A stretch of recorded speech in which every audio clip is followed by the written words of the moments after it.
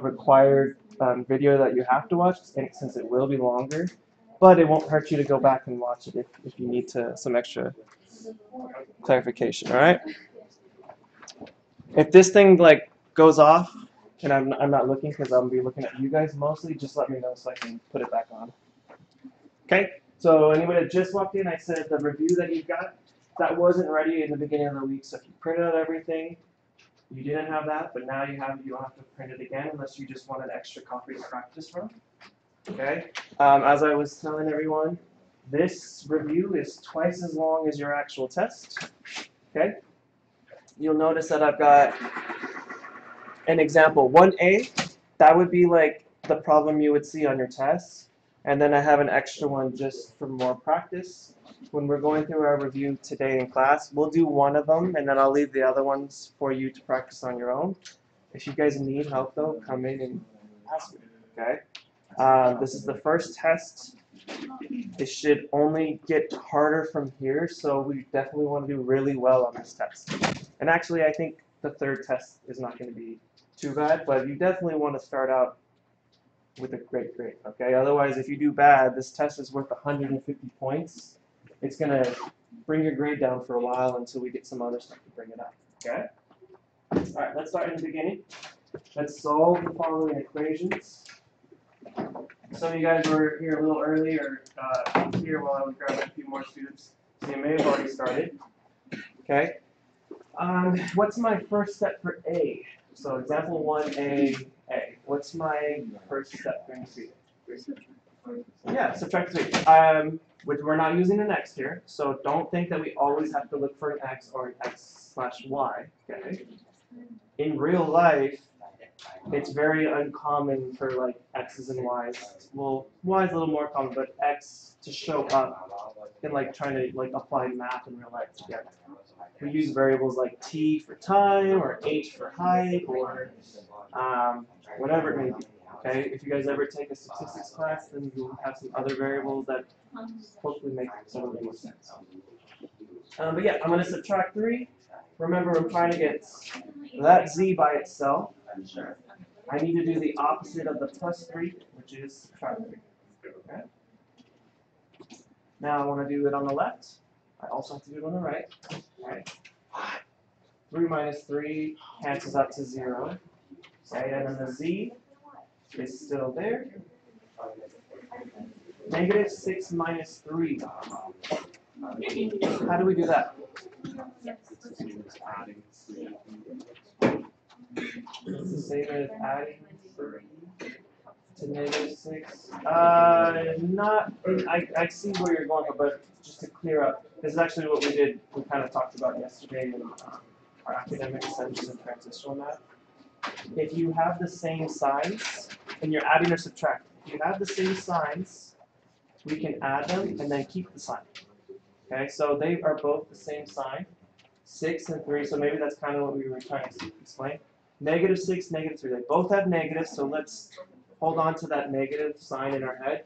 6 and 3 we add, hopefully we can do that okay. Maybe you guys were doing that before you did kindergarten. 6 plus 3 is 9. But since they were both negative, I'm going to leave the negative sign there. Okay? And that is our answer. Sorry if that flashes. Does it annoy you guys? Okay. It annoys me, but I'm not even like staring at it as much as you guys. Let's go on to B. Alright, so you guys will notice that example number 1, A, B, and C. These are all going to be like the single step solving problems. Okay, so B you can maybe turn into 2 steps if you're ignoring the negative sign at first, but ideally we'll take care of the negative sign at the same time. Which variable do I want by itself? The n. Okay, what's going on with the n right now? What does a fraction imply? It implies division. So I want to do the opposite of division. Okay? Yes. All right, now we should be familiar with using parentheses as another way to use to indicate multiplication. And I think in the last class we talked about where we don't really use the multiplication x that we used in elementary school and maybe a little bit in middle school. And we said part of the reason is it's kind of confusing because we use x as a variable a lot. Okay.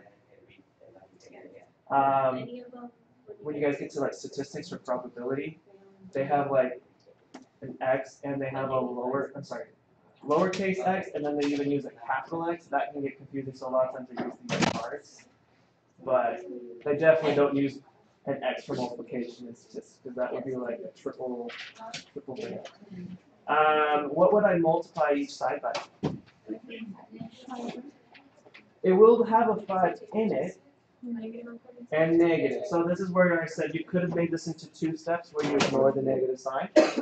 However, I'd rather just multiply it by negative as well, so I can cancel it all in one step.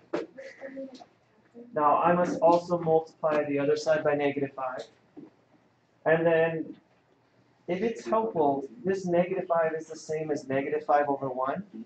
And remember, like if I was multiplying, and sometimes this is helpful, sometimes I know using variables to like show a rule, it can be confusing. But if I was multiplying one fraction that was a over b, and then against another fraction that was like b over c, I can cancel these out because it's on the numerator and the denominator, that's all being multiplied.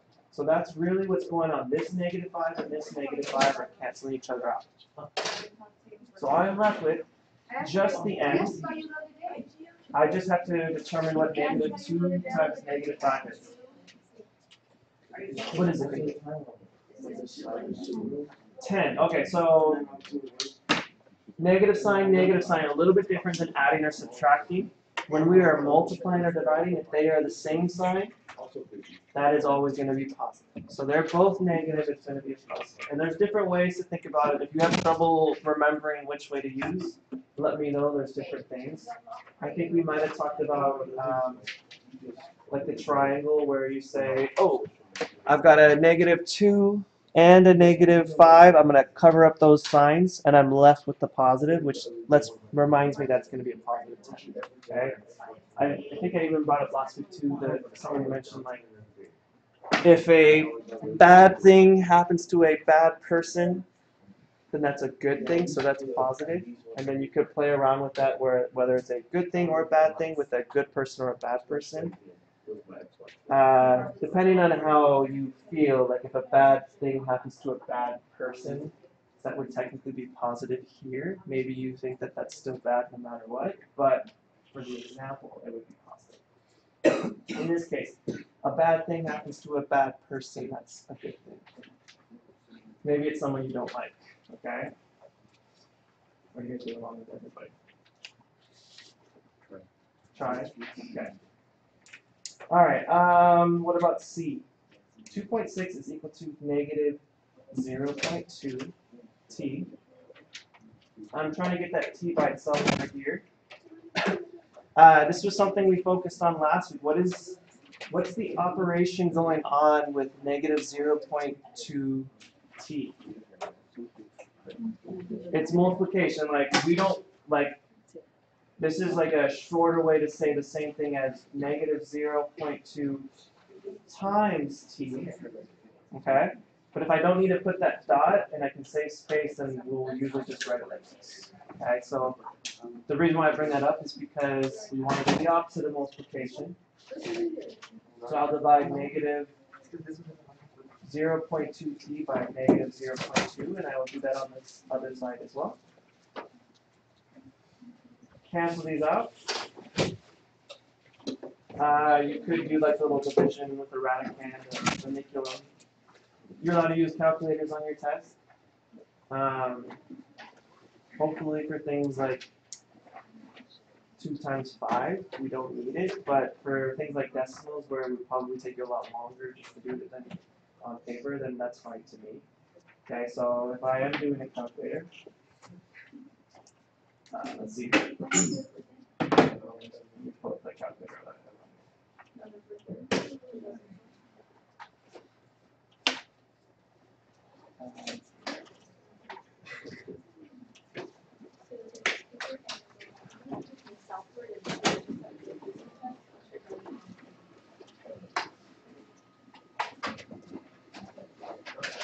Okay, what do we have?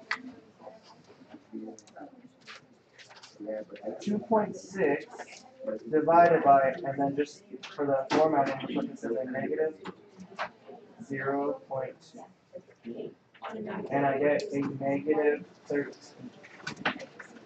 Just to make sure, like I didn't put that anything wrong into my calculator. Did I expect to get a negative number, or did I actually expect to get a positive number? What do you guys think? I did expect it to be a negative, right? So whether I use the like example of a good or bad thing, a good thing happens to a bad person, well that stinks, right? That's a negative thing. Or you can make the triangle. Positive, negative, negative. We had the positive 2.6, the negative 0.2 that get used, and you're left with this one here. Okay. This would be the 13.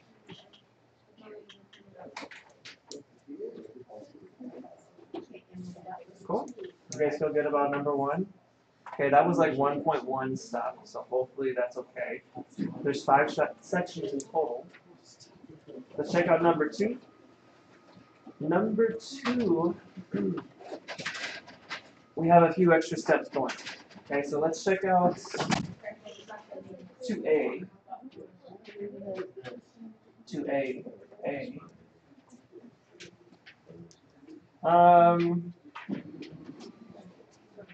I see 3/5 times F. Okay, so I could do division.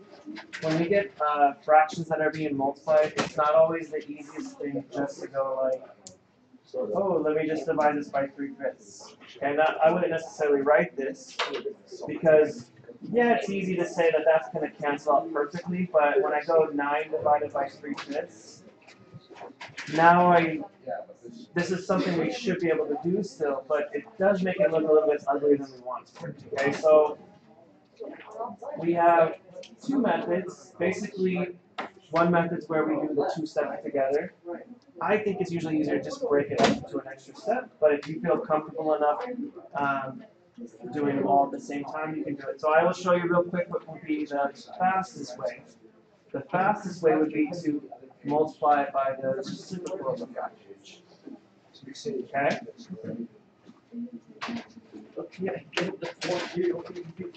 Alright, so then remember, just like we talked about before, these 5s would cancel each other out. These 3s would cancel each other out. Then I would be left with an F. Okay?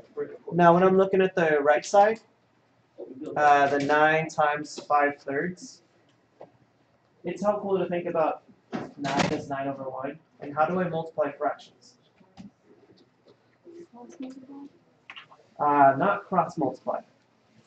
If I had to, so when we do use cross multiplication, that's a little bit different. That's if I had something like 2 over 3 is equal to x over 5, where I do have 2 fractions, but they're on the opposite sides of an equal sign. And then it's cross multiplication. Okay, we will definitely see that in algebra what it's like. Anybody else remember how to do it? I like to just say multiply straight across, okay, which means multiply the numerators together and multiply the denominators together, which is 9 times 5, I get a 45 over 3. I should be able to reduce this. What's 45 divided by 3? It's a little bit tougher because it's going to be more than 3 times 10, right? 15, good. Okay. That's something maybe we should be able to do in our head, but if you're a little like doubting yourself a little bit, I wouldn't mind just really calculating, because there's sometimes in the heat of the moment of the test, you make silly mistakes. You're like, why did I say 2 plus 2 is 8? Okay. All right, so that's technically like the quickest way. The other way is just to add an extra step. So I will encourage you guys to do this until you feel a little bit more comfortable doing it the way we just did. Okay? the way we would do it just by making an extra step is getting rid of the denominator first in the fraction. If I want to get rid of that denominator, I have to multiply it. I want to get rid of the divide by 5, so I will multiply by 5.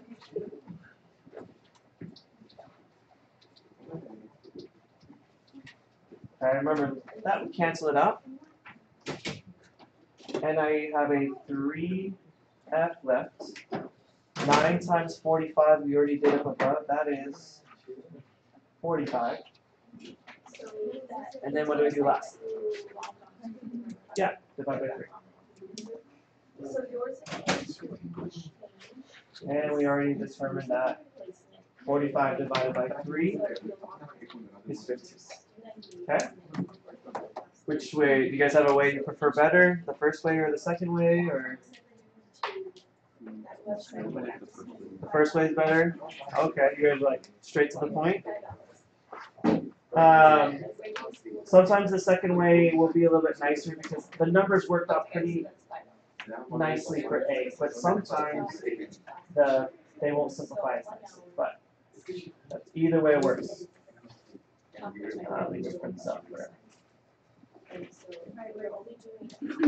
Alright, let's check out B.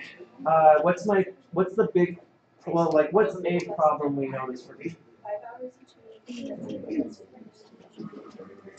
Yeah, I see variables, and then you understand basically the same thing, variables on the opposite sides, right? Regardless, what do I want to finish with? I want to finish with just an E equals something, okay? And it's got to be a 1E. So even if I had like the 9E and the 7E all on the same side, that would be like, well, it would be 2E once we get to it, but that's still not what I'm looking for, okay? And we'll get to that. And so I can choose, do I want to move my E's to the left, or do I want to move them to the right? Okay, doesn't really matter, it's your preference, okay? Because you get to the same answer either way. Would you rather move them to the left, or would you rather move them to the right? Another 20% is to the left, okay. There's usually two like thought processes there. A lot of times we're used to the variable being on the left side of the equal sign, so we like to move it to the left.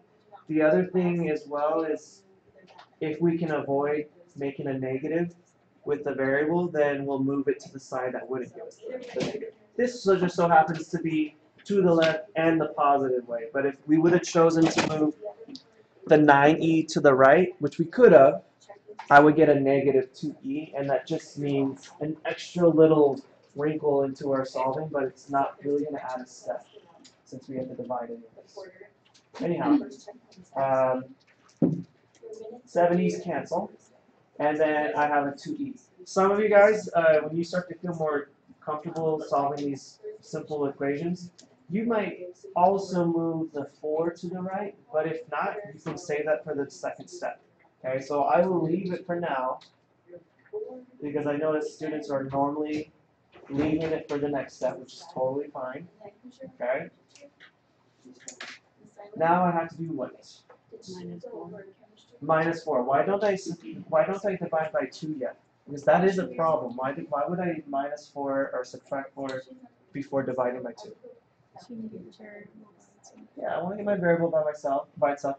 As long as everything is simplified, I'm actually going to go backwards from PEMDAS. Okay, so I'm looking for anything I can subtract or add before I do any multiplying or dividing, and then I go to exponents and parentheses. So I will subtract 4 from both sides. Okay, the 2E remains, and then I have 8 minus 4. Then I can divide by 2.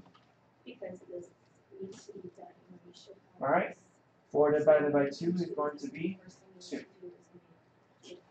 Okay.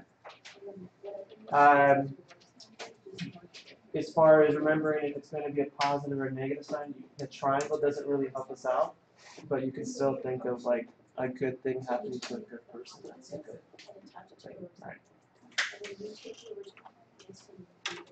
Alright. Moving to C. What do I need to do? Yeah, there's actually the most common way for students would be to distribute the 6 first, which would be kind of like simplifying. actually have to, but it may make the problem a little bit nicer as you go through. So that's not a bad step to take. So let's distribute the 6. Remember that distributing the 6 means you're multiplying it to every single term. And when I say term, that's like 7's one term, negative m is the next term, and then that's it. So everything inside must be multiplied by the 7, okay? Or actually, I should say the 6. And it's being multiplied by a positive 6. So it is important the sign that's in front of the number on the outside, because if it was negative, it's going to change every single sign, okay? So not that you may need this step, but I will put an extra step that may be helpful explaining wise. It's going to be a 6 times 7 and a plus 6 times negative m is equal to 4. Now most of us, maybe when we first started learning about distributing, that's maybe what we would have done, but a lot of us will go straight into say 4 plus 42, and then what is 6 times negative m? It is 6m, but it has to be negative. Okay, we're multiplying a positive with a negative. Okay, however you like to remember that positive and negative multiplied is a negative number, then think about it that way. All right. Anything else I need to do? I could, but I would like, before I start doing my reverse order of operations, I still want to do more combining or simplifying before I even start to solve. Now, you could subtract 42, but then you'd also have to subtract 4. So normally we would just go ahead and combine the 4 and the 42 because they are like terms. Okay? Neither of them have any variables. Nothing's being multiplied with them, so I can add them up. 46 minus 6m is equal to 4. Alright. Then I will subtract 46 from both sides. And I want to make sure that you guys are not making this mistake, because I think students know not to, but then sometimes they may get confused. They subtract. You're supposed to subtract it from both sides, but not necessarily every single thing. So sometimes what students do on accident is they say, oh, 6m minus 46 as well. And then really, they end up putting the 46 back in there when it shouldn't be. But we want to leave the 6m alone because they are two different things. Okay, if you want to call, I don't know, like apples and oranges, if one's apples, one's oranges, I can't subtract 10 oranges from 20 apples. Okay, I will just have, I forgot what the combo that 20 apples, and now I don't have 10 oranges. I don't know if you know what you had before. Oops. 46 minus 46 is gone. Okay, don't forget that there's a negative in front of the 6m. So it's negative 6m, and then what's 4 minus 46?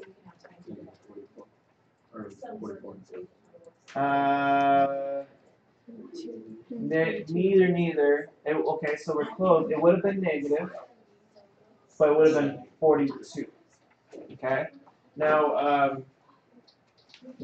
sometimes we forget adding and subtracting. Okay. We have a positive 4 and a negative 46. They are different signs, so I would subtract. So what we're like. Sometimes the numbers are easy enough to do in our head, but if it helps, we can take 46, subtract 4, that will give us 42. Okay, then I keep the sign of whatever was the biggest number. Okay, so back up here, I had a positive 4, but a negative 46. Negative 46 is bigger than positive 4, so I'm going to keep the negative sign in there, which shows up right there. Okay, then I divide by negative 6m, I'm sorry, negative 6. Okay? Will this be positive or negative? Let's think about it. So whichever one we like to think or use. I've got a negative 42 right? And a negative 6. So I know it has to be positive. Okay, if we only use that triangle, it's a helpful tool until we get it down. What is 42 divided by 6? 7. Good. So it will be a positive 7. Okay. Sometimes, and I even almost, when I was writing it, I almost even forgot. Sometimes students forget like the negative sign there, so then they end up getting a negative 7 just because they forgot the sign. So I don't want to forget about that. Okay, so number 2, 3 problems, a little bit more work involved, but still we're just solving. Alright, you guys feel good about those ones? I have a question about B on example 1. On example 1B. Okay, 1A, 1B. Yeah, I was Okay. just like confused about how you got -13 Negative 13. on C and then like on B. Like, you could just have it. Okay, so for this one right here, this one right here, we just plug it into the calculator. So we would have gone like, we would have done 2.6 and then press the divide sign. So 2.6, press the divide sign, and then done negative 0.2. And that's how we get negative 13. And then it's the same for B. For 1B, It's the same for B. Just are we talking about 1B or 2B? Or like both 2, questions. this one here? Okay. Okay. This one and this one are just confused. Oh, I see. You're talking about 1, yeah, 1B, I see, okay. 1B, that's what I was saying, okay. Yes, you would just, this one's a little bit easier, there's no negative signs, but I would divide both sides by 0.75, 0.75. This, of course, is easy.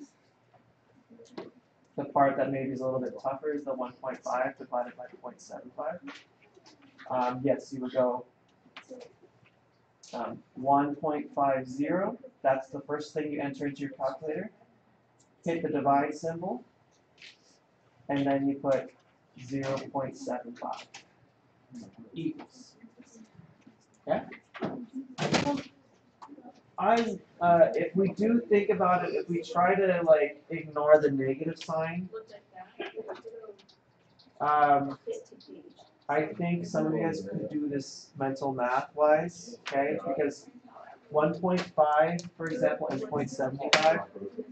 In my mind, I would be thinking 150 divided by 75. And if you know 75 doubled is 150, then I would know that I would get a 2. But if not, you can use your calculator. Just like over here, 2.6 divided by negative 0.2, ignoring the negative for a moment, it's like saying 26 divided by 2. Okay? And I get a 13. Why are these plugged in? I already took them out. Okay. Good question. Okay. And then, by the way, guys, you can't use your, like maybe most of you probably will use the calculator on big ideas when you do the homework. You don't have, it's a paper test, okay, so you won't have like something like that to do. You won't be able to use your phone, but we have plenty of calculators in the back. If you ever want to come in beforehand and just, you know, feel comfortable with it, then just come in. If you're not sure how to do something, just ask me beforehand. If you're in the testing lab and I'm here, I don't mind coming over, but I may not be here, and then I don't want you to be like, you know, freaking out because you just don't know how to put the button on the calculator. Okay. Let's see. Let's go on to 3.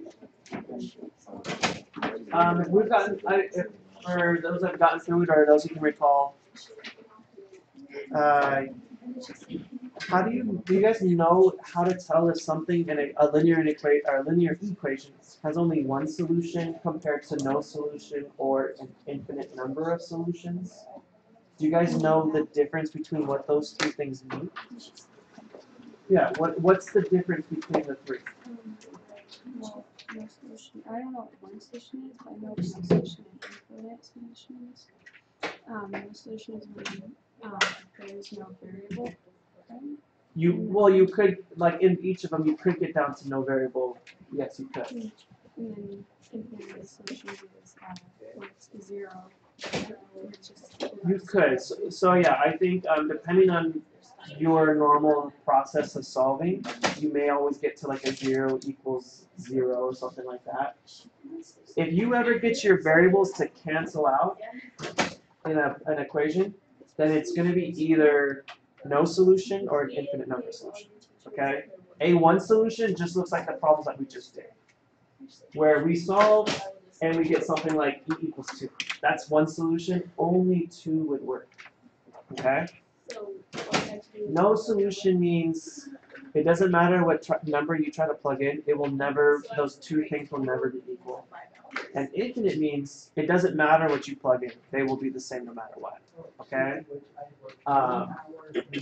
Anybody play sports? Yeah. What do you play? Softball. So like maybe you feel like you're. What position do you play? Short stop. Okay. But maybe you like you thought you were really highly of yourself as a softball player. And it's like where it would be like one solution, you would only be better than one person on the team. Okay? No solution would be you were better than nobody on the team. What would infinite solutions be? You'd be better than everybody. It'd be like it doesn't matter who you bring. I'm gonna be better than them. It doesn't matter. Okay. Like if you were a pitcher, it'd be like it doesn't matter who you bring up to bat. I'm gonna strike them out, no matter what. Okay. For numbers, it doesn't matter what number you pick. It's going to work. Okay. So let's look at those, and then hopefully in these practice ones we got one of each, so we can see what each one would look like. Starting with 3A, I have to simplify to start. Okay, I've got stuff that I can simplify on the left, and then stuff on the right I can do. How would you classify? What kind of simplification can we do on the left? Starts with a C, I'm looking for. Yeah, we can combine some like terms, in this case the 7 and the -2. Okay. 7 minus 2, and then 7 minus 2 maybe is easy enough to do in our head, but if we're thinking about like, I've got a positive and a negative, those are two different signs when I'm adding and subtracting. I would still take the bigger number, subtract the smaller one, get 5, and then say which one's the bigger number. In this case it's 7, which was positive, so it will also be positive. Easy. Okay. What's the simplification that I might do on the right? Yeah, distribute. So 2 times x is 2x. 2 times, remember, and then so sometimes students like ignore the sign that's in front of the number. It's 2 times -1, so it's going to be -3. Okay.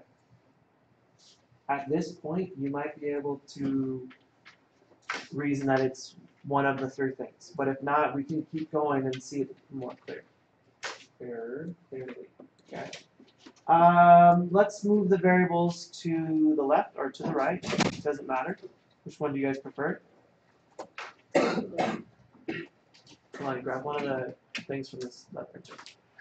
Let's say I move it to the left. Does it matter, guys? Or okay, yeah, it doesn't matter because if I subtract 2x from this side and also subtract 2x from that side, these 2x's will cancel out. But then the 2x's over here cancel out. Okay, so all I'm left with now is a 5 is equal to -2. So this is like when I said if it's a no solution or infinite solutions, it's going to be like your variables could cancel out. Okay? Here my variables cancel out, so now I'm just looking, is this true or is this false? False. It's false, right? Is 5 equal to -2?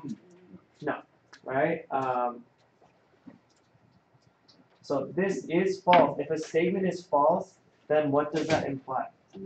No solution, right?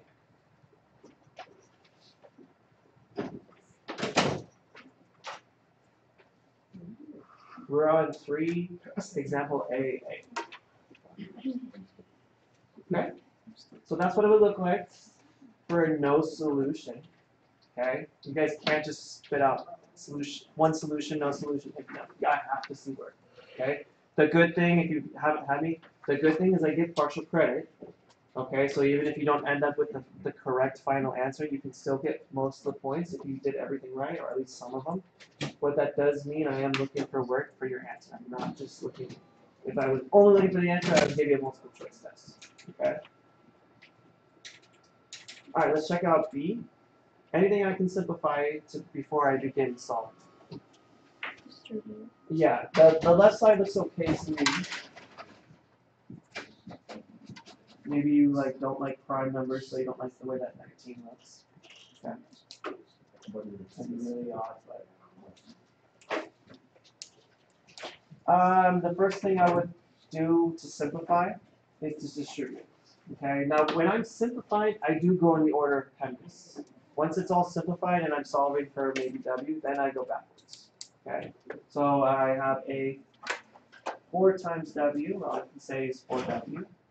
I've got a 4 times 4 is 16. Now this is an example of a positive times a positive. Same signs, it will be positive. Okay? Or a good thing happening to a good person, that's a good thing. Okay? And then this plus 3 is still here. I've got one extra step.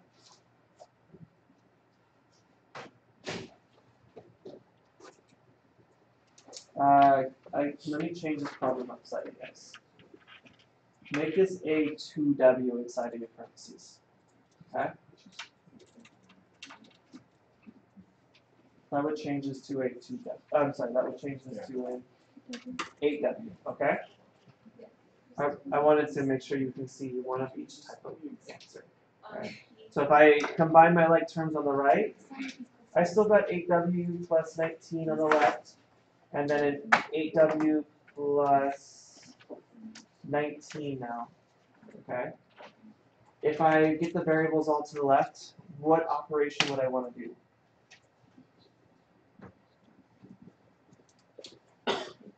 Maybe subtract. Okay? When I do this step, the 8W's on the right cancel, but also the 8W's on the left. So I just bring the leftover numbers down. And I have 19 equals 19. So here I've got my variable is just completely disappearing. I have just 2 numbers left, and now it's just, is this true or is this false? Is 19 equal to 19? Yeah, so this is true. Therefore, have you guys used these 3 dots for therefore before in English or anything like that? Okay, yeah, the 3 dots mean therefore.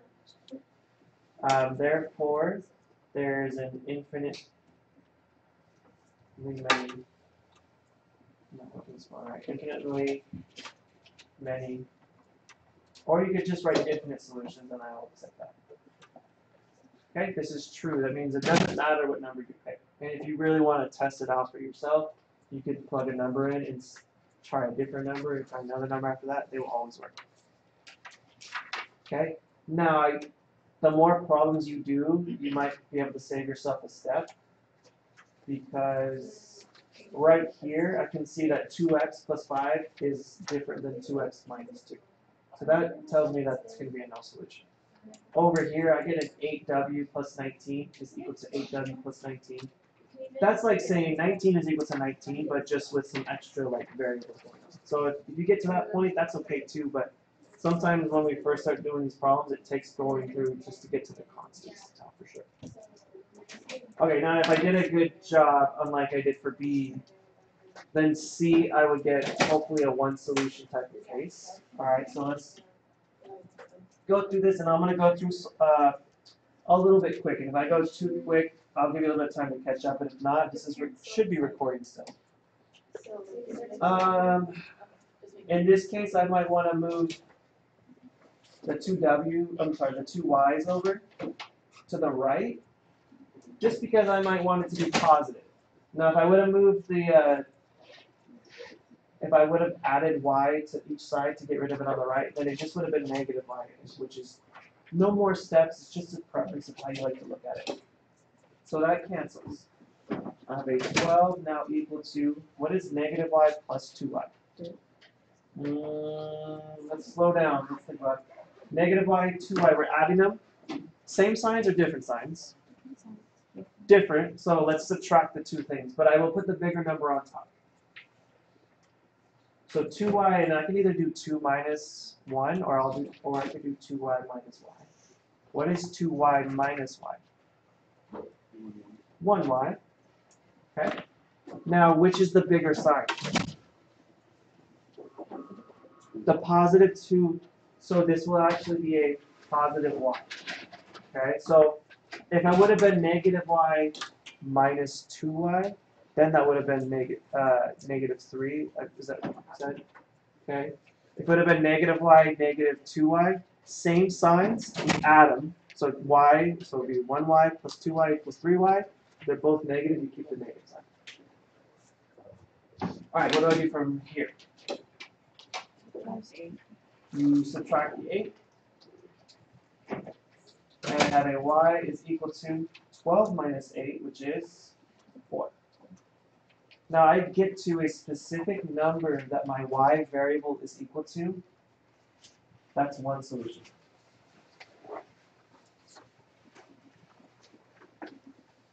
Okay.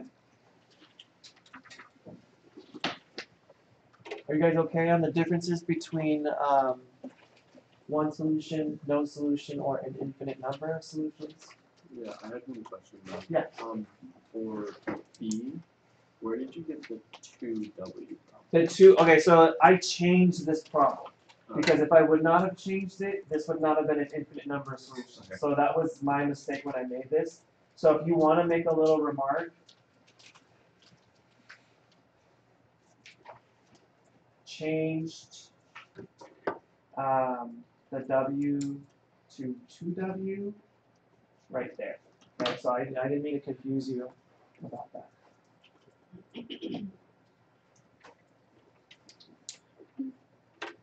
All right, you guys ready to go to 4? There's only 7 questions on this test, but I do have an ABCs for some of them, so it's maybe a little bit more, but all right. Let's see, 4. We did something like this in our last class. You guys remember doing these? Were you here in our last class or no? Yeah. Oh, but we didn't have. I think we have more people today than we did last time. You gonna join us, Sean? Okay, let me put you in extra notes, and I'll be at the print. Okay. You just have to pull up an extra desk. Okay, so here they're telling you that the sum of the angle measures, of a quadrilateral, which is just a 4-sided shape. So what's a common quadrilateral then? Square. A square. And then a rectangle. Those are like the 2 most common ones. You probably did a lot of square or rectangle, like area, perimeter stuff, even like as early as elementary school. Okay. So what they're saying is the sum, and by the way, when I say sum, what operation is that? It's addition. Okay. So the sum of the angle measures, and then my angle measures are going to be coming from. Oh, that's not bad. This is 1. So my angle A is this x plus 35. That's one of my angles. Another one of my angles is x minus 17. Then I've got just an x, and then an x plus 14. Okay? Now, if I say the sum of those 4 things equals something, I can make an equation. Okay? I'm going to take, let's see, I really want to do A plus B plus C plus D equals what? 360. Good. It won't always be 360. Like if it was not a quadrilateral, if it was a triangle, that would be 180 degrees. But for these problems, I will let you know, okay? Some of these things you may be expected to know in different classes. Like maybe geometry, you might be expected to know the angle measurements or to be able to figure it out. But I won't make you do it here. So I'm going to plug those things in, okay? So you don't necessarily have to say, you don't have to literally write A plus B plus C plus D, okay? I just want to help everyone see where these specific things are coming from. Right. X plus 35. That's a really bad looking curly bracket, or all right. And then I've got an X minus 17. For C, it's just an X. And for D, it's an X plus 42. Okay, and I want to add all those things up together. And that should say 360 degrees. Sorry if it looks like a 366. Okay? Well, I want to combine. What are my like terms that I have? I've got an X, an X, an X, and an X. Okay? That's going to be 4X, right? And then I've got a 35, negative 17. If I want to think about it, 0. And then a positive 42. So this one, we should be able to write this down and calculate it. We should be able to think about it in our head, but I don't mind if you just put that into a calculator because that's not what Algebra 1's about. It's not about adding two-digit numbers together. Okay, so everybody okay on the this x, this x, this x, this x is equal to 4x, right? Or no? Everybody's okay with that? Okay, 35 minus 17 plus 42. Put that through there. 35 minus 17 plus 42 is going to be equal to 60. Positive 60. Now maybe this problem is slightly tough just because you have to remember how to set up the equation. But once we get to this point, we should know how to solve this type of problem. If not, you're going to have trouble with some of the first problems we've already had. Do you have questions, Chanel? I haven't read that test. Okay. I will have this recorded, so if you can't stay for the whole time, you can Okay. watch it later, I okay? have all my work samples, just not the signatures. So Get them signed real quick, okay? And then I will sign yours on Okay, my own, cool. okay? Yeah. Alright, so then all I gotta do is solve for x. First thing I need to take care of is subtracting 60 on each side. 60s cancel out. And then I get a 4x is equal to 300. Did you not grab yours yet? No. And then go ahead and figure out what 300 divided by 4 is. I'm going to explain this to you. Okay, so those two sheets.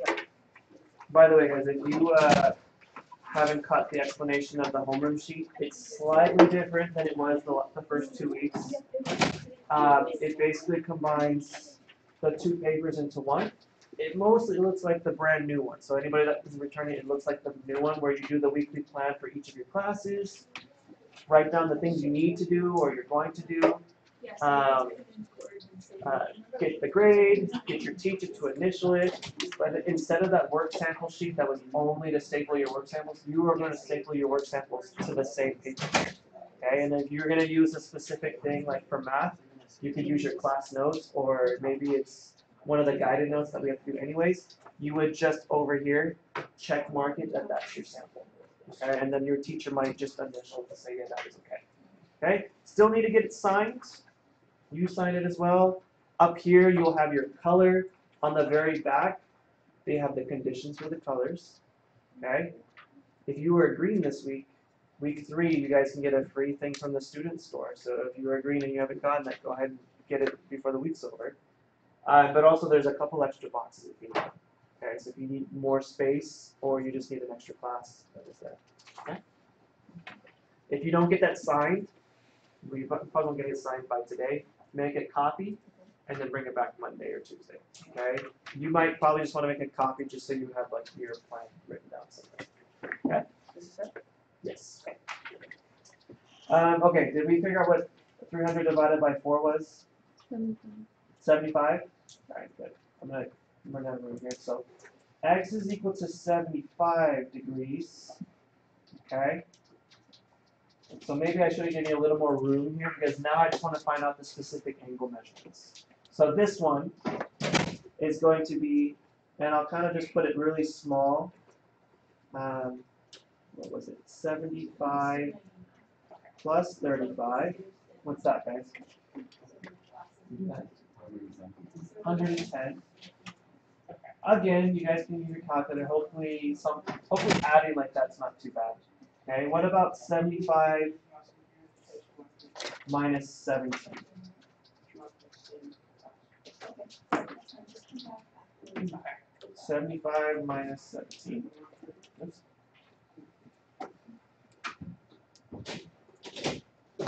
58.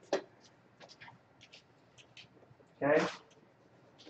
Finding the value of C will be the easiest part of this problem if you already know what x is. What is C going to be? 75. Just 75, yeah.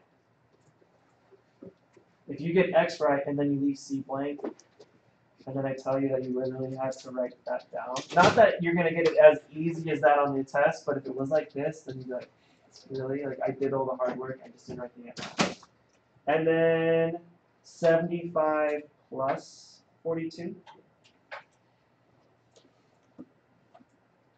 75 plus 42 is equal to 117. Any way that how I could check that my angles are correct? Add them up, what should they equal? 360. 360, correct. Okay, so we're not restricted to a 55-minute period like you are at a normal high school, okay? You do have to keep in mind, like, if you have a class, you shouldn't take it right before you have a class coming up. Otherwise, I would maybe even just sit through because you can only, once you start it, you have to finish it. Plan well, like don't take it right before lunch is going to start or before you have to leave, okay? Especially the first test, give yourself plenty of time if you've ever taken the test again, okay? If you have English 9, do you have English 9? Do you have English 9? Okay, you guys might want to head over now. I'll have the rest of this up. Don't forget you're still responsible for filling up the whole packet, okay? Any questions for a problem like number 4? How did you get 60 again? For 4x plus 60. I got 60 from just combining the 35, the negative 17, and the positive 42. Oh, okay. Okay. So all we did there was just like the 4x came from combining all the x's. The 60 comes from combining the constants. So 35, negative 17, and 42. Okay. Any other questions? That's good? Alright. Okay, now, pardon? The other problem. What are we supposed to do? Did we skip one? No, like the problems on the back of the paper. There's like enter that. Are we on 6 yet? But we're just starting 5 right now. Oh, okay. Okay, number 5 is absolute value equations. Okay? I want you guys to write something because every time that I have this, students make a big mistake or they forget something. You might have 2 different answers. Right? So, not that you have to write this, but I would say for an absolute value problem, you might have 2 answers.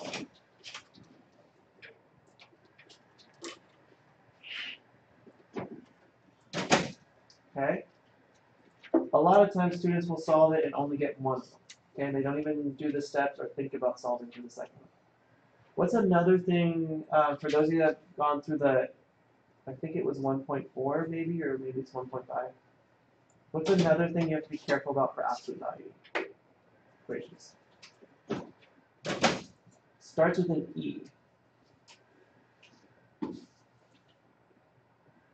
If it looks like you have 2 answers, you might not actually have 2 answers. So you could do a problem and it says x equals 2, x equals negative 3. But, you know how we say, oh, you can always plug your number back in and see if it works? Well, you might plug them both in. One may work, but one is not actually going to work. Does anybody know what that's called if it doesn't actually work? It is called a check for extraneous solutions. Okay, extraneous solutions means our normal like steps of solving for the variable work, but they don't actually work when you plug it back in. Okay.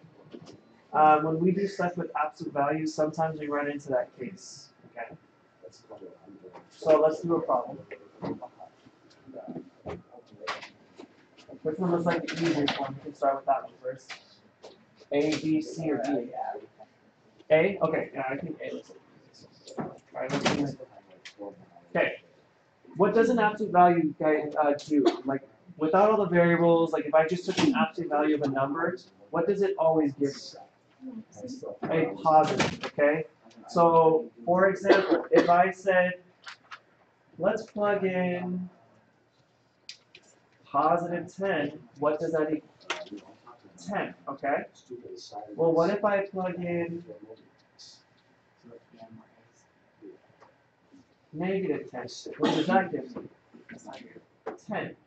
So, I've got two different numbers that could give me the same answer, okay? Notice that I have a positive version of an answer and I have a negative version of an answer, okay? So, I forget how the videos solve it, but normally I kind of like to split it into two arrows, okay? So, I like to remember one way over here, one way over there,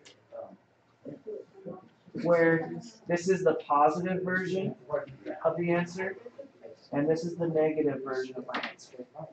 Okay? Now, before I even continue, this is the easiest problem. So it is like all ready to go. Okay? Now, if I had the absolute value of x minus 7, but there was a number in front, which means multiplication, or there was a number that was being added or subtracted, I have to get rid of those things first. And I think there's an example there to show you about that. But we are all ready to go. We already have absolute value x minus 7 by itself on the left. If it was not, then I would have to do stuff, and then the side on the right would change. Okay. Now, when I'm doing my positive version and my negative version, what I want to do is say, okay, I'm going to write this now without the absolute value bars now. Okay, I'm already going to consider my positive version. I'm going to consider my negative. So let me put an equal sign. Okay, but and I'm going to put a 6 on each side. But for my positive version, I don't really need to do anything. But if I want to think about it, I am taking the positive version. Or maybe I don't even put the parentheses. I just say, if that's the positive version, I could put positive 6, but really I don't need to put a plus to indicate that it's positive. But the one on the right, I need to multiply the whole right side by negative 1. Okay, so something like this, I could just put a negative, but if it was like x plus 1, then I need to multiply the whole thing. So sometimes I might say, okay, I'm going to take 6, I'm going to multiply that whole side by negative 1 or a negative sign. So maybe I'm writing an extra than you really have to, or you normally would, to get full credit, but I'm just trying to show. I'm multiplying the right side by positive 1, I'm sorry, the left side by positive 1, and the right side by negative. Something like this is a nice simple problem, okay? This is just going to be x minus 7 is equal to 6, and x minus 7 is equal to negative 6. Alright? I can go through this quickly now. This should be easy enough. Negative 7, I have to add it. X equals 6 plus 7, which is 13. So that is a possible answer. Alright. X minus 7, I also need to add it. Okay, but I'm probably going to get a different answer now. What is negative 6 plus 7? 1, yeah. Okay, now I'm not 100% sure that this is going to work. Okay? Most likely a problem like this, the two ones would work, but I still need to check, and that will be part of your credit, is showing me your full work. Just give it to me in this box over here. Is everything stable? Yes. Okay, it doesn't know I put it up. You need to make a copy of the card. I just did. Alright, how do I check my answer, guys? You just plug them in separately, okay? So I'm gonna like make a little bit of room here. I will check that 13 works by saying the absolute value of 13 minus 7 is equal to 6. Well, 13 minus 7 is equal to 6, so it's inside of my absolute value. What is the absolute value of 6 equal? Absolute value of 6. It's equal to 6. Good. 6 equals 6. That's true, so I know that x equals 13 does work. Let's check for 1. 1 minus 7 is equal to 6. I will get a negative 6. Okay? What's the absolute value of negative 6? 6. Okay, and then this one will also work. Okay? So normally your solutions that you find will work. Okay, but this idea of extraneous solutions is going to come up in different types of functions, like when we get into quadratic, rational, or radical, so forth. Okay. Now, before we really started going on problem A, I said you have to make sure that you get the absolute value all by itself. Okay? If I look at C, this is a perfect example of having an absolute value, and it's on the left. If it was on the right, that's okay. I could do the same operations. But here, my absolute value is not by itself. So I need to do similar steps as if this was just a giant x, and it said negative 2x plus 3 is equal to 13. And if I did that, or I thought about that way, it would be a little less confusing than it might be with the absolute value bars. What would it, if I just had negative 2x plus 13, what would I do? First, at least. Pardon? Yeah, you would subtract the 3, which is exactly what I want to do here. Subtract 3, subtract 3. This cancels on the left. Now I have negative 2 times the absolute value of x plus 1 equal to 10. Okay? You guys know what I would do next? I don't actually want to distribute. Okay? Like what if so over here, this would be like getting negative 2x is equal to 10. What would I do in that case? Yeah, I want to divide by negative 2 to get x is equal to negative 5. I want to do the same thing with my absolute value bars. Okay? When you get into like a quadratic with a parentheses, you do the same steps. So I want to divide by negative 2. These will cancel. Get the absolute value of x plus 1. What is 10 divided by negative 2?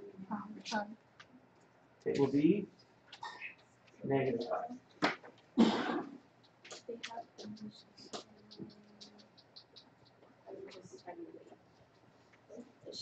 Okay, now we have the absolute value bars all by themselves. Okay, then we can break it up. So it might be running out of space, so that's the advantage of being able to shrink that up. Okay. Okay, I'm gonna split this. There's the positive version, the negative version. How do I set my positive version? So you do it times the right by positive 1. Really, I can just rewrite the equation exactly how it was without the absolute value bars. That's how the positive ones work. The one on the right, x plus 1 is equal to negative 5. I do need to multiply that by negative 1. So it changes up the equation that I'm working with. This is an x plus 1 is equal to 5.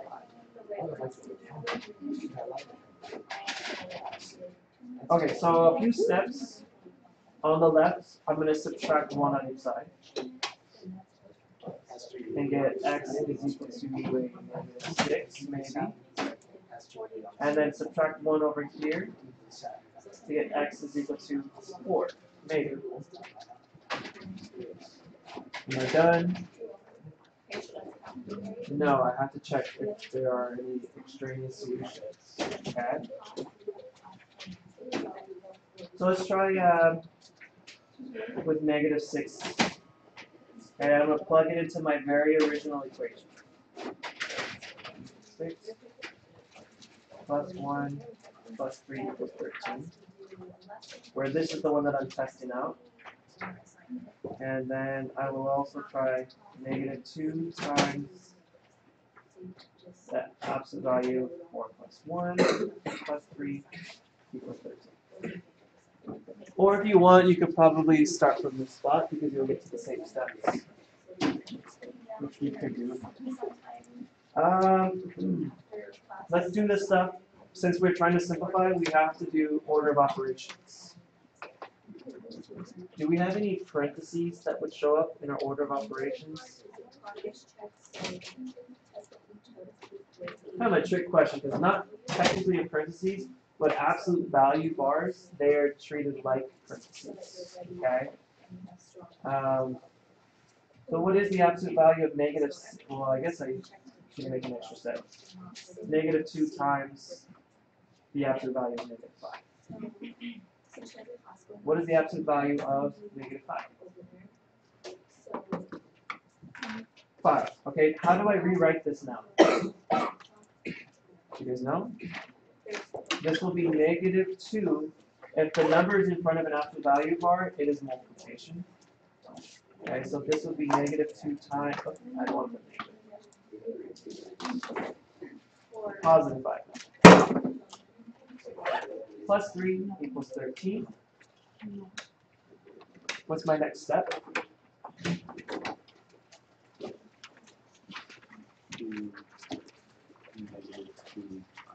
Yes, which will give me -10 plus 3 equals 13. And then -10 plus 3 is what?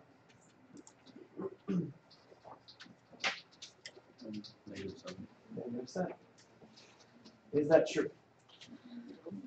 No, that's false. What does that mean?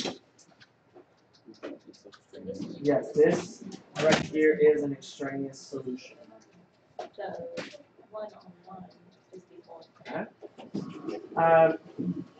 Just to save some time, I'll go through the one on the right very quickly.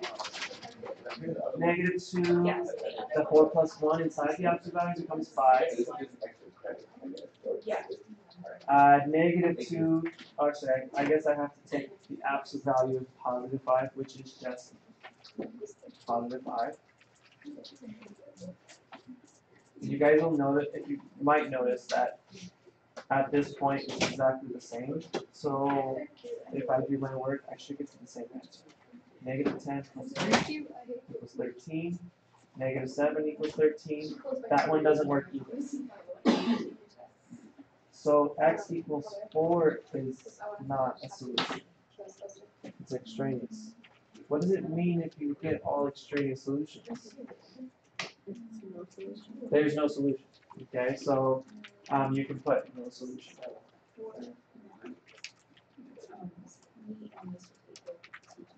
The one way that you could, kind of like when we did the infinite solution, no solution, kind of like the hints, kind of early on that it was going to be one or the other. One of the hints would be this absolute value of x plus 1 is equal to -5. Why would that maybe be a hint? Does anyone know?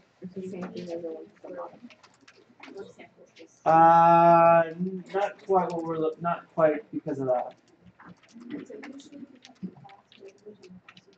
Well, let's think about the example we did up above with the tens. If I take the absolute value of 10, that's going to give me +10. What if I take the absolute value of -10? It will also be +10. So, like, if I would have given you a number like the absolute value of a number is equal to 5, what are the two numbers you might say? Yeah, 5 or -5. What if I said, what are the two numbers that would work? Or what one or two numbers would work to give me negative 5? Is there anything that will work?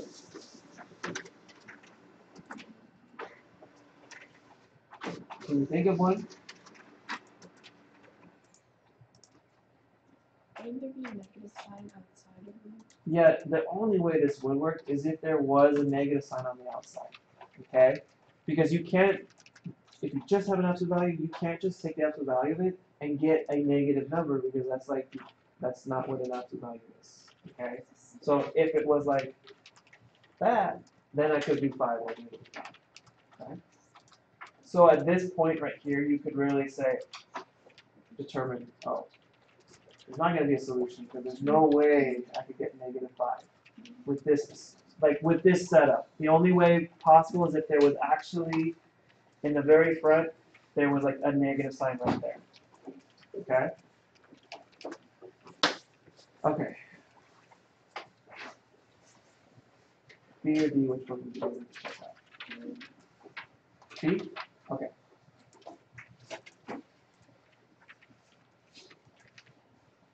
And then I think we have 2 more after this. 6, 7.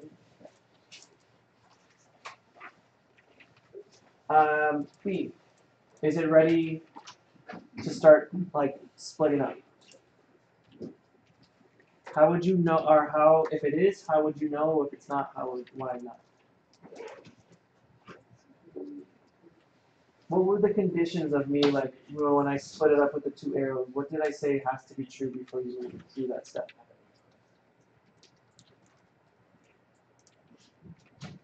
I have to get the absolute value completely by itself. Okay, so like when we looked at A, it was already just the absolute value of x minus 7. Whereas down below, when we did this one, it was negative 2 times the absolute value of x plus 1 plus 3. Then I had to take a few steps to get that simplified. Okay. So is B ready to go? It is. So I can go ahead and split it. Positive version, negative version. Positive version is nice because it's like you just rewrite the equation without any absolute value bars. If it's helpful to think about that you're multiplying the positive version by positive 1, then you can as well. If it's helpful to think about,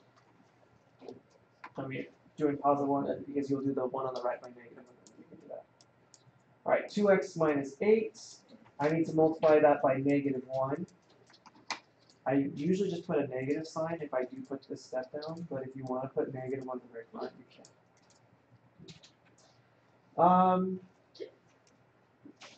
Let's simplify the one on the right real quick. Which one are you going to do first? The positive or the negative? You care? Okay, we'll do positive, left to right. You want to move the x's to the left or to the right? To left. So then here's like the third case where we said we like to have the x's on the left, so that's why we move it that way. We like to have our x's be positive. The third case is we like to move it so it's just by itself. Okay, so I'll move it to the left, but if I was looking at this one, I might move it to the right, even though we normally like the x on the left, just because it'll save me 1 step, but that's fine, I can subtract 6x. Did you say to the left? Right. Subtract 6x from each side. 2x minus 6x is what? 4x. So negative 4x. And then by moving it to the left, that's okay. I just have one extra, well, I have an extra step of now needing to add 8 to those sides.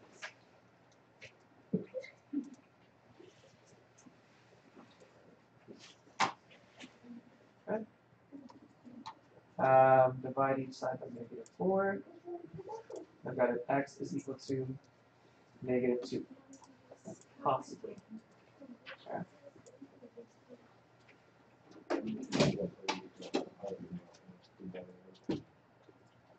Alright, let's check out the one on the right.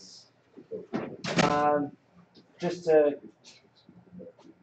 kind of keep the same pattern as the one on the left. I will add 6x to each side to get 8x minus 8 equals 0. Then I add 8 to each side and get 8x is equal to 8. Divide both sides by 8 to get x is equal to 1. Okay, and I'll give you a second to catch up since I went through that real quicker if you've not done it. Okay. These are possible solutions. I have to check them to make sure I don't have any extraneous ones. Okay.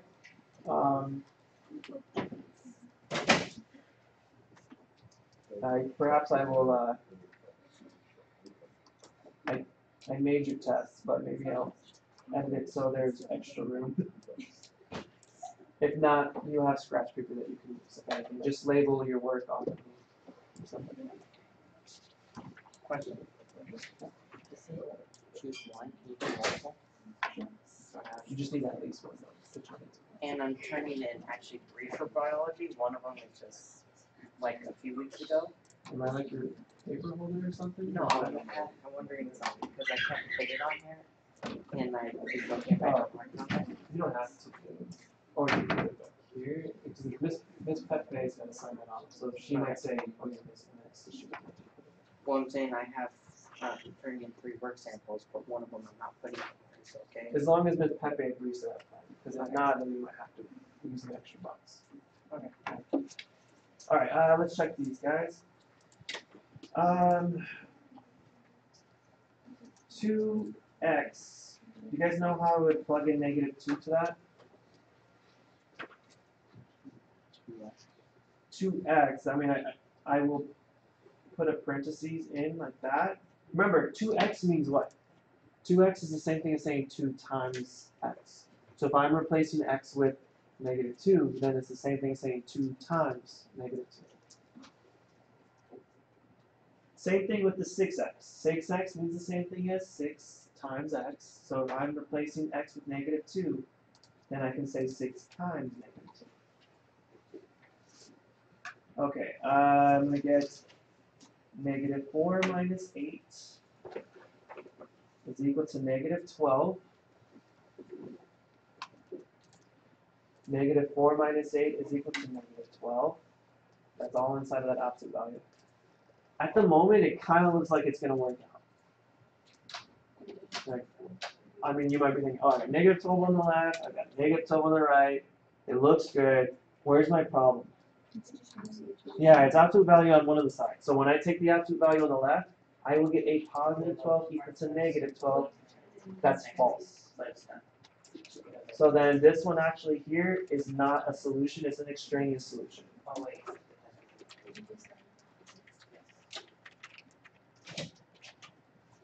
Okay, I'll quickly go through the ones on the right. 2 times 1 minus 8 is equal to 6 times 1. I get a 2 minus 8 inside of the absolute value equal to a +6. 2 minus 8 inside is a -6. Maybe here you're thinking, oh, this doesn't look good, but when I take the absolute value of -6, I do get a +6. So I have one solution that does work.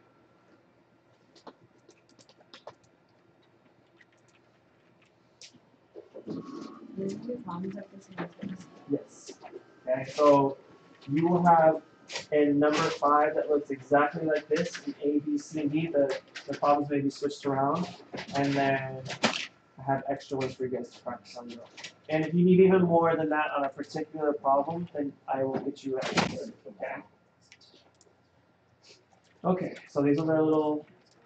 They don't normally take a lot. Some of these problems don't take too long, but like when we first started, we took a long time. Even just talking about the very first A, which you would probably be able to do in less than 60 seconds. So just because we're explaining it, it takes longer. I don't want you to think, Jesus, that's going to take forever. Okay. Unless you forget. Some people are just slow testing. Okay. What do I do for something like D? What's the, like, why does this one look funky? Yeah, there's absolute values on both sides. Do you guys know what we do in this case? When we have absolute values on both sides, then we just ignore one of them. Okay? Now, when we go back and we check our work, we have to check it with both the absolute values, but to solve it, we ignore one. Since we normally like to have our absolute values on the left anyways, I would like to ignore the one on the right side. Okay, so I'm going to rewrite this as an x plus 3 absolute value is equal to 2x minus 2. Okay? Now I changed my problem, so it's very possible that I will run into an extraneous solution because of this. Okay? And it's definitely important that you check because you tweak the problem to make it a little bit easier to solve. Now it's already in my ideal form where I have the absolute value on the left by itself, so I will split it. The positive version, negative version. Positive version is nice because I can just rewrite the equation but drop the absolute value.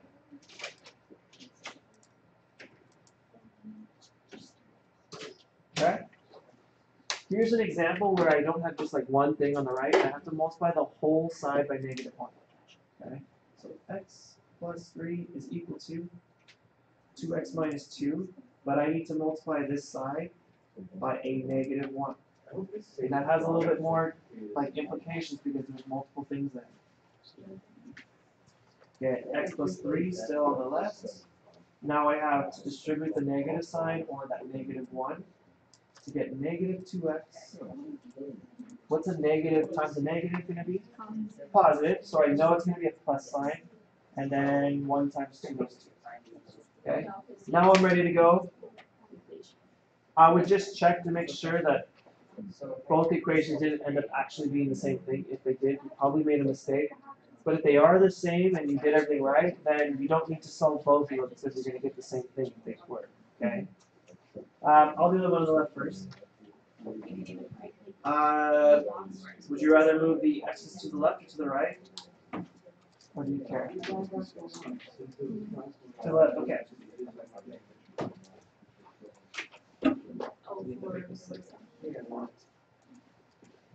Those cancel. X minus 2x will give me a negative x plus 3 equal to negative 2. Then I need to add 3 to both sides. The negative x is equal to 1. Be careful because like sometimes students will get down to negative 1x, but we really want 1x, positive 1x, so I would have to do an extra step of dividing by negative 1. Okay, when I do that, I get x is equal to negative 1 is a possible solution.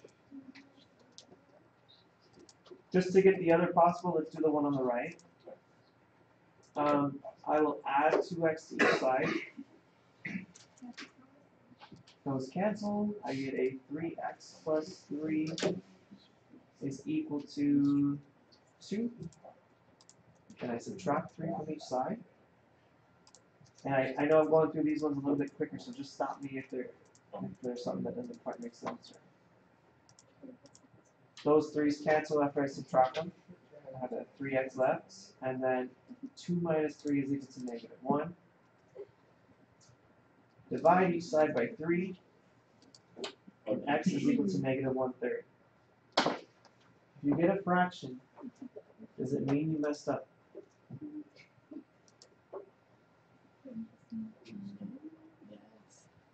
What if you get a decimal? Does that mean you mess up?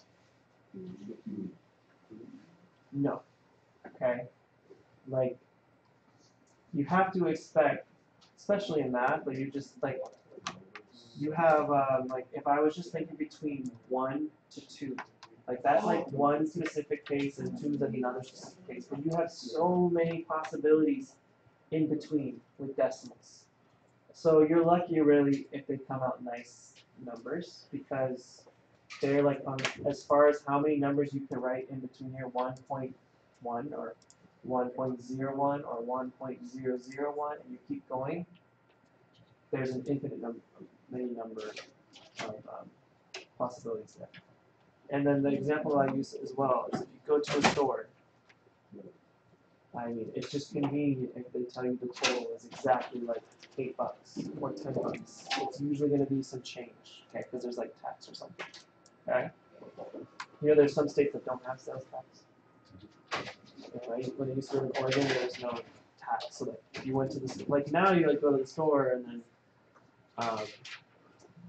you have to think if something's like $9.99 and you have $10, you don't really have enough money. So then there's some places that don't have income tax. Do any of you guys work yet? No, but California, like most states, have income tax. So it stinks like when you first start and you get your job and you like figure out, okay, I worked this many hours this week, and then I'm gonna multiply that by my hourly wage. And when I started my first job, it was like $9 an hour. But then they just take out taxes. And then it seems like the more money you make, the like bigger. Like every anniversary, they give you like a bonus check. But then you just see like almost half of it almost goes away. Like what they took out 300 just for taxes. Like, but anyhow, that's kind of like a tangent, but or like a side anybody. The fact that I did negative 1/3, which I could write as negative 0.333 repeating, that is totally okay. We still want to check it. We started with fractions in elementary school, even though they still are intimidating. We should be able to work with them. Nonetheless, okay?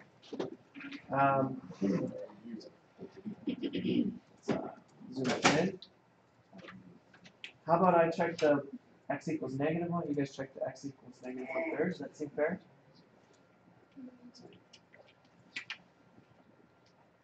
Or no? Let's do them both real quick.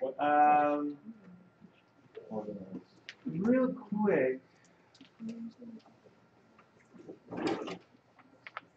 What's wrong with this so far?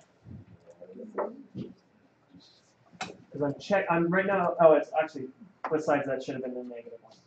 What's wrong so far? You didn't put the absolute value in it. Yeah, I need the absolute values. Here they are. Good call. Okay.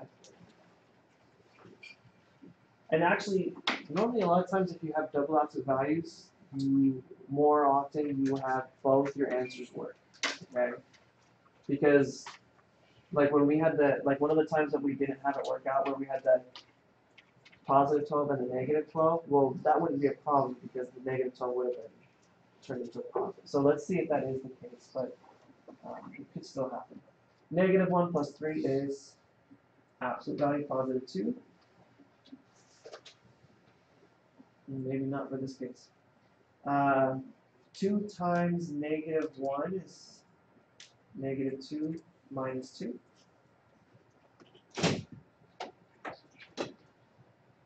2 is equal to the absolute value of -4, this is already not looking good actually. 2 is equal to, actually it should be positive 4. Okay, so that doesn't look good. Now I would be careful because it is possible that I made a mistake and it is possible that you may make a mistake on your test, so you should go back and check your work.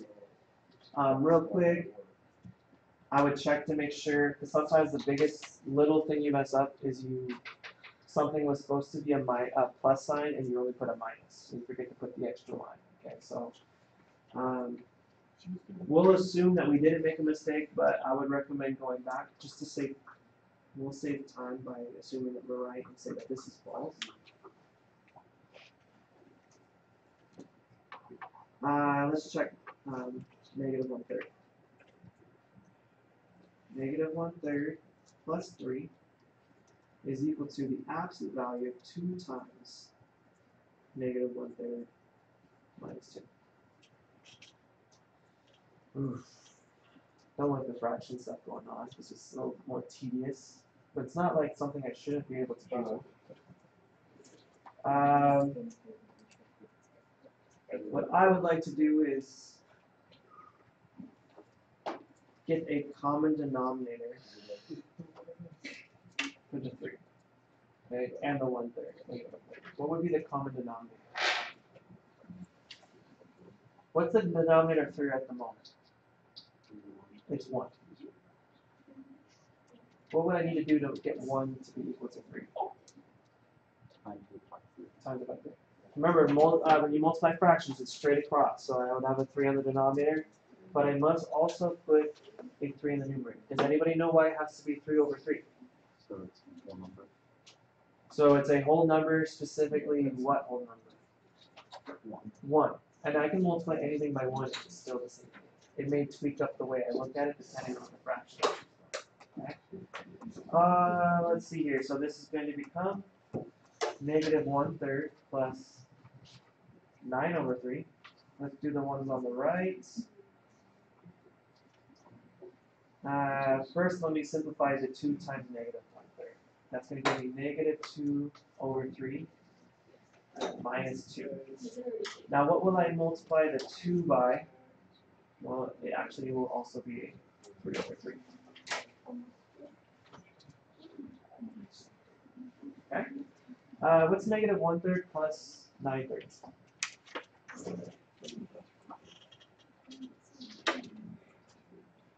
Negative 1/3 plus 9/3. Yeah, it's just 8/3. It's so you guys are like, so second guessing yourself. Okay. Then I have negative 2/3.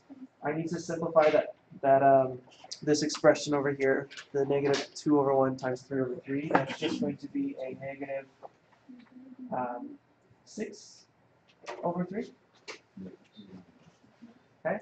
What's negative 2/3 minus 6/3? Negative 8/3. So maybe at this point it's looking good. This one works. Okay, so the fraction was the thing that might make you second guess yourself, but that was actually the only thing that was right. Unless you made a mistake here, and you can always double check that. But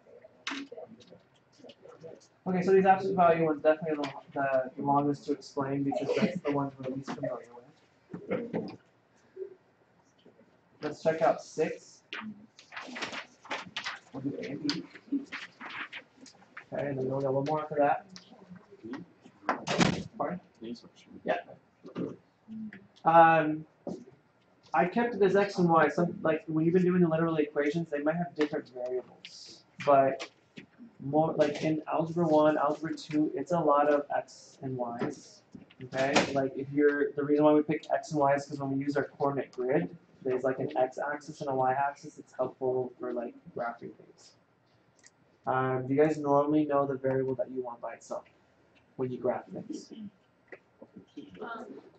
Think about like slope-intercept. What is that?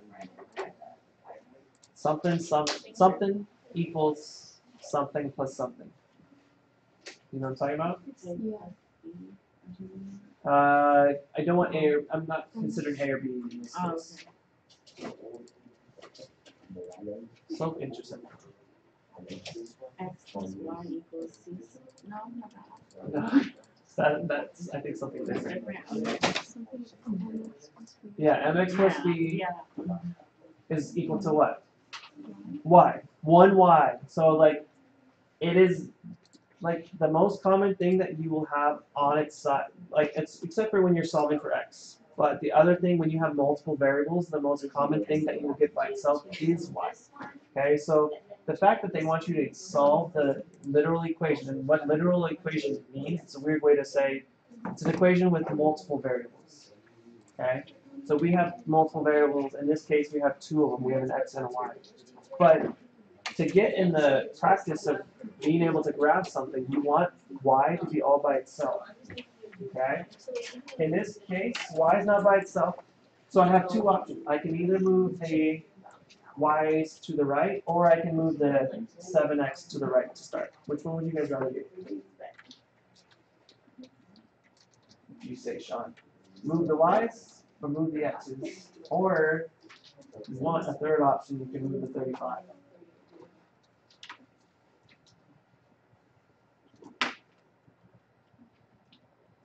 No, that's not really a wrong answer. Oh, except to that. You can move the y. How would I move it, guys?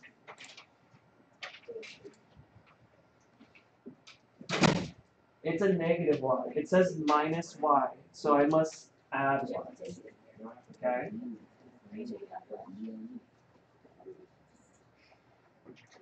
Alright, so this cancels. And then I get 7x is equal to y plus 35. Okay? Remind me what we're trying to get by itself. Y. Okay, so normally we see x, we're trying to get the x by itself, but in this case it's y. The problem with this step right now is we have this plus 35, so I will subtract 35 from each side. These cancel and I get just the y, and then 7x, and then minus 35, those are like two different like units of measurement, like I can't really combine them. So it will just be 7x minus 35. And it may be backwards, but if you look at this, like if we're in equational line, this is like mx plus b form, where the 7 is the m, the negative 35 is the b.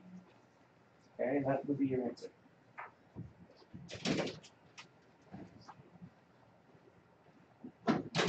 Guys okay on something like this? Yeah. Let's try b. It's just a similar but slightly more steps involved example. Alright, so we pick. So we're still trying to get y by itself. What do you guys want to move? For me, there's not like you could have done any of the options from the first problem. For me, if I'm looking at this one, even though I normally do like the y's on the left, because that's the variable I'm trying to get by itself, I have the y's already on the right. If I got rid of the 9 and the x, then it would be the kind of the y's by itself. So that's kind of the step that I want to take first. Okay, you could do them both at the same time, or you can do them individually, like step by step. So maybe I get rid of the 9. And get 3x minus 8 is equal to an x plus 4y.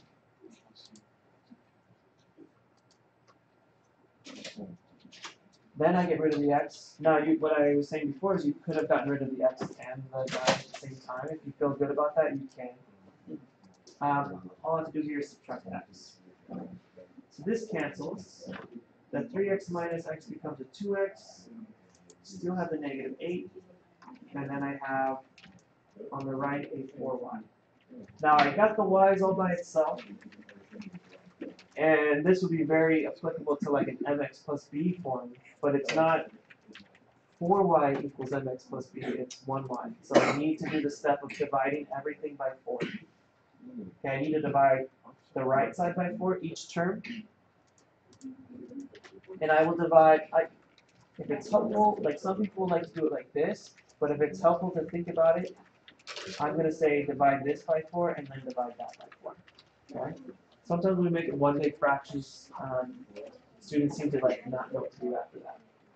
2 over 4, what does that reduce to? 1/2. Okay. So I do expect you guys to be able to simplify or reduce your fractions.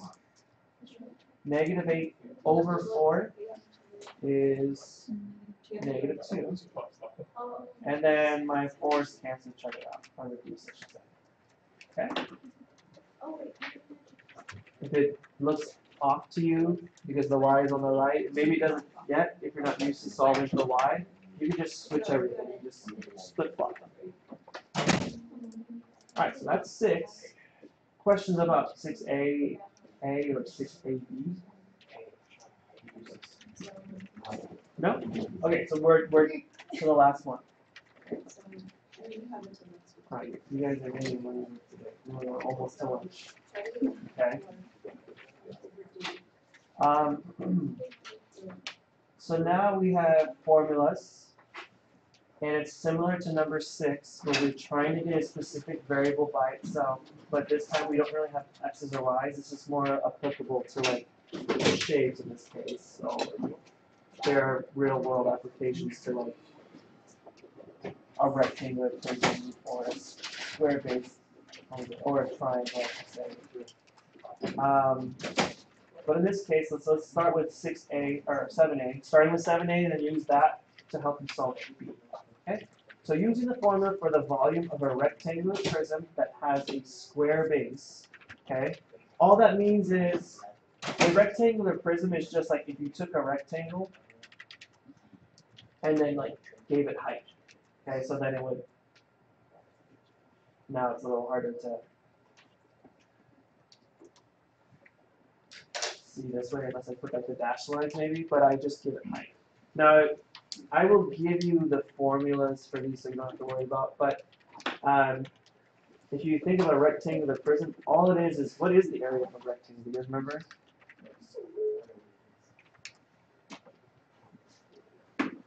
Length times width.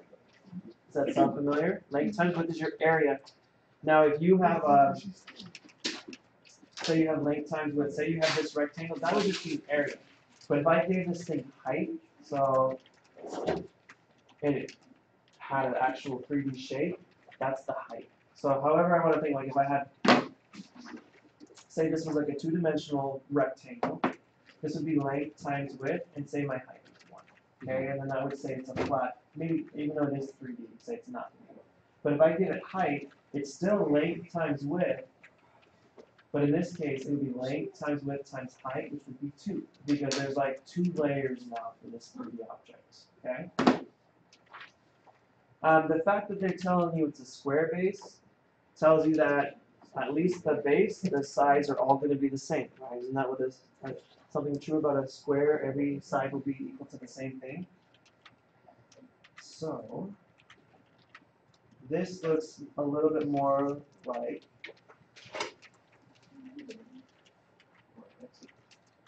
where we have a square, and then just they only say for sure that the base is square, so that will also imply the top has to be square. It doesn't necessarily have to be the height has to be the same. If it was, that would make, you know what kind of shape it would be if every single side of the rectangular prism was the same? It would be a cube, correct. And it's even easier to calculate because there's even less like sides, I should say. Okay, and then I guess I'm going to put the. Okay, so we've got this three-dimensional shape. Because it's a square base, I'm just using side and side. I could do length and length. If you really want to do length and width, you could, but they would be the same thing. We try to keep it as simple with as little variables as possible. Okay? And then I don't know what my height is. Well, in the next one. Okay, so this formula, volume equals side squared. Side squared, do you guys know what, I'm sorry, yeah, s squared means? An exponent, what does an exponent mean?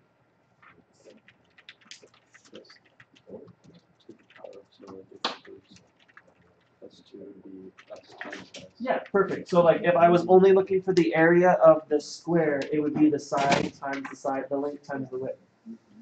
So in this case, s squared means s times s. Alright. I am trying to, in this problem, get h all by itself. Alright? Now, when you have a number in front of a variable, what does that mean? Like if I had 2x, what is that the same thing as? What's the operation? Starts with m.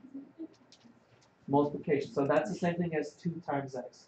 If I get 2 variables next to each other, and they're different variables, that is also multiplication. That is saying the same thing as x times y.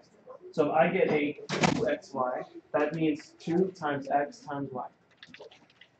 So here, volume is equal to side times side, or s squared, side squared times h. The reason why I'm emphasizing the times, this just tells me all I have to do is divide. What will I divide? The whole side squared. Okay? Now this will cancel out the side squareds. On the left, I don't know the specific numbers for volume or for the side, so I have to just leave it as a variable. But on the right, I do have an h by itself, which was all I had to do. Okay?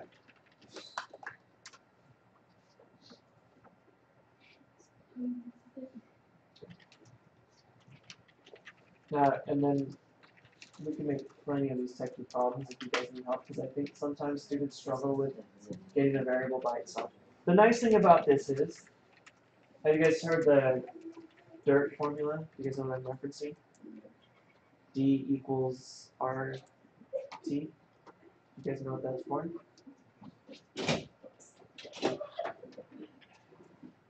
Distance equals rate, so your speed times time. Now, if you know your rate and your time, you can figure out the distance. But you could always rework things, so if you know a different pair, you can figure out the third one. In this case, if I know my volume and my side, I can just plug this in and it will tell me my height. If I use the original problem, then I would have to do that step of dividing both sides by s squared. Alright, so with this formula in mind, where h is equal to the volume divided by side squared, we will use the information they tell us. They tell us that the volume is 845 cubic inches. It doesn't matter about the measurement. And the side length is 13. Okay, so I want to plug that information now into this simplified equation that I've got. H is equal to, what do I put on the top?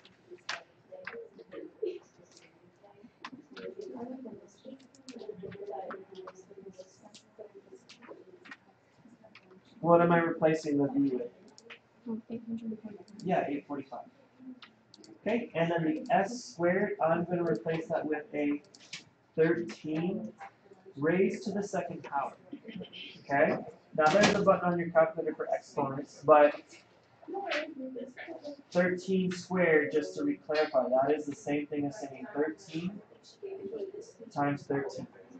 Okay, the 2 tells me it's going to be multiplied by itself 2 times. So this is 845 divided by, so we know what 13 squared is? 169.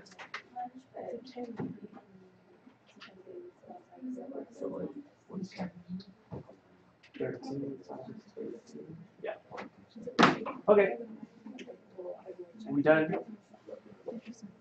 We have to simplify. So I don't necessarily want you to waste time going like this to review which number would go inside of my division box. 845. And we would see how many times 169 would go into 845, and then how many ever times it would go up. But we can just use it. Let's see. 845 divided by 169 is equal to 5.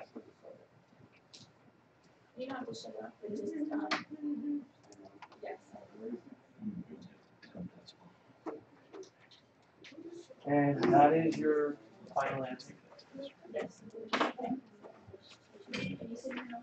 Okay? Alright, I know we went pretty long, but hopefully you feel good about what's going to be on this, especially if you were here the whole time. I will put this up on YouTube and then put it on the Edpo so you know where to see it in case you want to go back to watch it. Okay? Other than that, make sure you guys fill out the rest. So this review, guys, you will make sure it's complete. You will also make sure you have all of your chapter 1 notes. So that's for this unit. And I say unit 1 because it's not always going to be just a specific chapter. It might be a mixture. But in this case, it is all chapter 1. It'll be 1.1, 1.2, 1.3, 1.4, and 1.5. Stapled in order. Make sure your name's on it, because that will be 25 points that you're not going to get if your name's not on it. Make sure your name's on this packet. That's 30 points. Okay? And then turn that in to me before you take your test. Now, if you take your test Monday or Tuesday and you have no missing words, what does that mean for you? You don't get extra credit, but you may do test corrections if you plan a time to meet with me one-on-one, or however, if it's, we have time to work there together. Within a reasonable time frame, you guys can do test corrections for half points back, up to 25%. So I don't want you to come in and get a 0% and then get all of your 50s, but you can get your grade up at least 25%, which since tests are worth so much, that's very helpful in case you happen to have a bad day. Okay, so you have until Friday, and you won't be given length point deductions. However, if you don't take it by Tuesday and have all your work done by that point, then you cannot do test corrections. Okay, you're also starting to fall behind with your next chapter stuff. And that's where students get in trouble. Is like, oh, I have until next Friday to take it, so I'm going to study until then, and then they wait, start the next chapter, and now they have to do twice as much work in 1 week, which is not a good, like a good plan. Cool. I hope this thing was recording. It looks like it was.